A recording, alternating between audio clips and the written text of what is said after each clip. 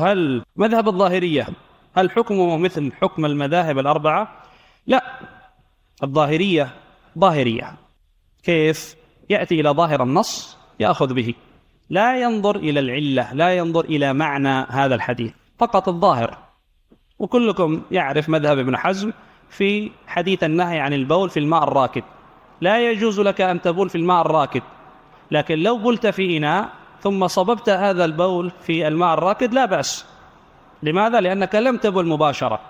ومثله الطواف بالبيت، لا يجوز للحائض أن تطوف. طيب والنفساء يجوز. ما الفرق بين النفساء والحائض؟ لا فرق، فيجوزون الطواف للنفساء ولا يجوزون. لماذا؟ يقول لأن النص جاء في الحائض.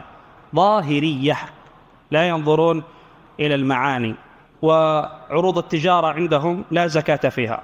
لماذا؟ يقولون ما جاء النص عن فتاوى الصحابة وردت عن عمر وعن ابن عمر والنصوص العامة والإجماع. لهذا لما نقلوا الإجماع ونقله أئمة كبار كأبي عبيد القاسم بن سلام، توفي سنة 24 و200، يأتي ابن حزم في القرن الخامس ويخالف هذا الإجماع، رموه بالشذوذ، قالوا قوله شاذ. نقله الطحاوي وابن العربي وابن قدامة والنووي وشيخ الإسلام. طالب العلم المتمكن ممكن أن يقرأ في المحلى، أما طالب العلم المبتدئ لا يقرأ، لأنه في الحقيقة ابن حزم هو صاحب علم لا شك في ذلك، ويروي من طريقه بأسانيد.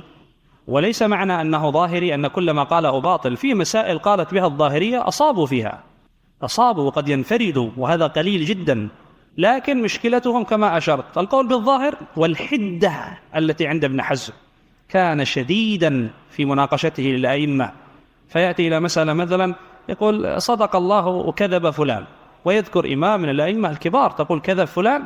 أو يأتي في مسألة في الربا فيتكلم يقول هذا الشعير وهذا البر، انظروا إلى فلان من الفقهاء لا يفرق بين الشعير والبر في الربا، قال حتى الهرة لو جاءت لفرقت. فمثل هذه العبارات ما تقال في الأئمة، خطأ. لهذا حرقوا كتبه في زمنه. ولماذا لا يذكر ضمن المذاهب الأربعة؟ هو يذكر ضمن المذاهب الأربعة، يذكر، قد ذكرناه. وهل يجوز الانتساب لهذا المذهب؟ لا، لا يجوز لا لهذا ولا لهذا. خليك سلفي بس.